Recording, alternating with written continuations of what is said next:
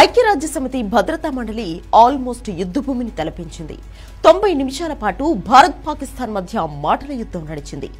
ఈ 90 నిమిషాల్లో భారత్ ను బ్లేమ్ చేయడానికి ఎన్ని అవకాశాలు ఉన్నాయో అన్నింటినీ వాడుకునే ప్రయత్నం చేసింది పాక్. ఈ క్రమంలోనే కశ్మీర్ అంశాన్ని లేవనెత్తింది. ఇంకేముంది, ఉగ్రదేశంపై భారత్ రుద్రతాండవం ఆడింది. పాకిస్తాన్ ఉగ్ర కుట్రలను బయటపెడుతూ పాక్ ఆక్రమిత కశ్మీర్ ను ఎప్పుడు ఖాళీ చేస్తావో చెప్పు అంటూ పవర్ పంచులు విసిరింది. 90 నిమిషాల సెషన్లో భారత్ దెబ్బకి ఉగ్రదేశం ఉక్కిరిబిక్కిరి అయింది. ఎందుకంటే భద్రతా మండలి నుంచి పాకిస్తాన్ కు మద్దతుగా ఒక్కరంటే ఒక్కరు కూడా నిలవలేదు.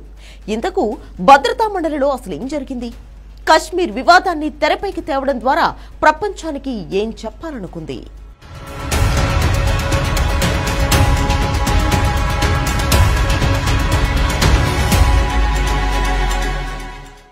ఏదో రకంగా భారత్ కు వ్యతిరేకంగా భద్రతా మండలిలో తీర్మానం చేయించాలన్న పాక్ యత్నాలు బిడిసికొట్టాయి. ఫలితంగా దాయాదికే సభ్య దేశాల నుంచి చాలా కఠిన ప్రశ్నలు ఎదురయ్యాయి. సెక్యూరిటీ కౌన్సిల్లోని 15 సభ్య దేశాల్లో పాకిస్తాన్ ఒకటి. ఆ దేశం అభ్యర్థనపైనే కీలక సమావేశం జరిగింది. తన సభ్యత్వాన్ని అడ్డం పెట్టుకుని భారత్ వ్యతిరేక తీర్మానం చేయాలని ఇస్లామాబాద్ భావించింది. కానీ ఈ ప్రయత్నాలు బిడిసికొట్టి దానికే ఎదురు క్లాస్ తీసుకున్నాయి. అసలు భద్రతా మండలిలో సమావేశం ద్వారా పాకిస్తాన్ ఏం చేయాలనుకుంది అన్న ప్రశ్నకే వస్తే, పహల్గామ్ ఉగ్రదాడిని భారత్ చేసిన కుట్రగా సభ్య దేశాలను నమ్మించాలనేది ఇస్లామాబాద్ ప్లాన్. భారత్ కుట్ర పన్ని పహల్గామ్ దాడి చేసుకుని పాకిస్తాన్ పై నిందలు మోపుతోందని నమ్మించాలనుకుంది. ఈ ప్రయత్నాన్నే ఫాల్స్ ఫ్లాగ్ ఆపరేషన్ అని పిలుస్తారు. కానీ పాక్ వాదనను సభ్య దేశాలు తిరస్కరించాయి. తిరిగి పాకిస్తాన్ పైనే ప్రశ్నలు సంధించాయి. ఉగ్రదాడికి పాల్పడిన వారు జవాబుదారీగా ఉండాలని తేల్చి చెప్పాయి.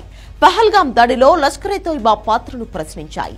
అంతేకాదు, ఉగ్రవాదులు మతం ఆధారంగా అమాయకులను చంపడంపై ఆందోళన వ్యక్తం చేశాయి. ఇస్లామాబాద్ బహిరంగ అణుబెదిరింపులపై చాలా సభ్య దేశాలు ఆందోళన వ్యక్తం చేశాయి. ఇటీవల పాకిస్తాన్ క్షిపణి పరీక్షలు నిర్వహించడానికి కూడా ప్రశ్నించాయి.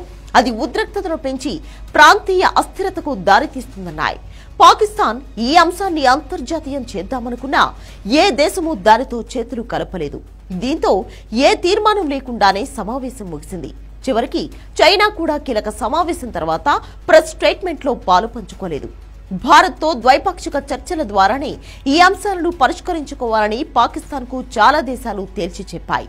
సింధు నదీ జలాల ఒప్పందం రద్దు అంశాన్ని కూడా పాకిస్తాన్ ప్రస్తావించినా ప్రయోజనం లేకపోయింది. వివరంగా చెప్పాలంటే 90 నిమిషాల పాటు జరిగిన సమావేశంలో పాకిస్తాన్ కు అన్ని ఎదురు దెబ్బలే తగిలాయి. ఇక్కడే పాకిస్తాన్ మరో కుట్రకు తెరలేపింది. ఎప్పట్లానే కశ్మీర్ రాగం అందుకుంది. ఎప్పుడైతే భద్రతా మండలిలో తనకు అనుకూలంగా తీర్మానం రాలేదో పాకిస్తాన్ కశ్మీర్ రాగం అందుకుంది. దశాబ్దాల కశ్మీర్ వివాదంలో తనను తాను బాధిత దేశంగా చూపించుకునే ప్రయత్నం చేసింది. ఈ చర్యల ద్వారా పహల్గామ్ ఉగ్రదాడిపై ప్రపంచం దృష్టిని మరల్చాలనేది పాకిస్తాన్ ఎత్తుగడ. వెంటనే భారత్ సీన్లోకి వచ్చింది. కశ్మీర్ మాట తర్వాత ముందు పీఓకేను ఎప్పుడు ఖాళీ చేస్తున్నావో అది చెప్పమని ఎదురుదాడి మొదలుపెట్టింది.